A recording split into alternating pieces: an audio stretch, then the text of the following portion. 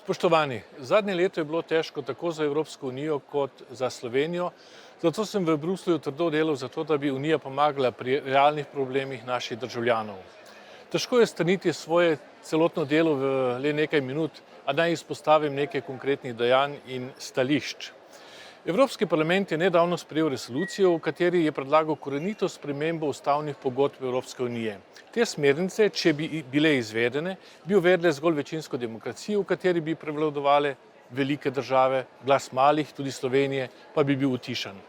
Vendar neučinkovitost EU ne izhaja iz sistemskih ovir, temveč iz pomanjkanja sposobnih voditeljev in njihove povsem levičarske agende.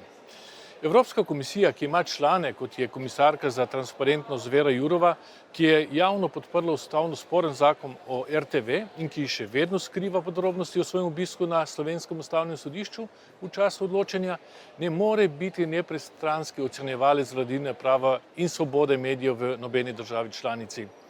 Na Evropsko komisijo sem v letošnjem letu naslovil več poslanskih pozivov, v katerih sem opozoril na dvojna merila in komisijo pozval naj ukrepa. Zagotavljam, da bom pri tem vztrajal tudi v prihodnje. Zadnje krize so jasno pokazale, kako pomembno je, da Evropska unija postane samooskrben in varen prostor za Evropejke in Evropejce. Težnja evropske birokracije, da so kmetovalci krivi za vse okoljske tegobe, je nesprejemljiva in ogroža prehransko varnost v Evropi.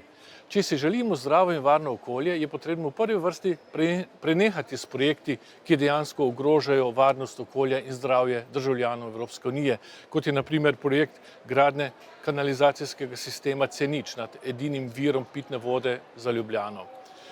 Na Evropsko komisijo sem zato vložil zahtevo za pridobitev vse dokumentacije, ki jo je vodila Evropska komisija v zvezi s tem projektom in jo opozoril, da ta projekt ni v skladu z evropskimi standardi. To je potrdila tudi Evropska komisija. Nelegalne migracije so naslednji večji izziv prihodnosti. Jasno je, da pri tihotapljenju migrantov sodelujejo tudi nevladne organizacije. Zato sem od Evropske komisije zahteval seznam nevladnih organizacij, ki so prejele evropska sredstva in sodelujejo v operacijah, ki ilegalne migrante prevažajo v Evropsko unijo. Kot stalni poročevalec Evropskega parlamenta tudi za skrbniške sklade EU, tudi vse skozi zahtevam, da tretje države, ki prejemajo evropski denar, spoštujejo dogovore z Evropsko unijo, predvsem glede migracij. Vsi si želimo varne in mirne prihodnosti v Evropski uniji, še posebej mladi, za katere se še posebej zavzemam. Kot stalni poročevalec Evropskega parlamenta za Erasmus+, ki je najbolj uspešen program v EU, sem za obdobje do leta 2027 za mlade uspel izpogajati kar dvakrat več sredstev.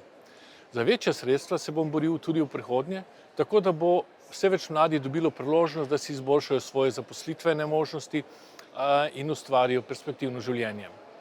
Podpora mladim in tradicionalni družini je po mojem mnenju tudi dolgoročni odgovor na demografsko krizo v Evropi.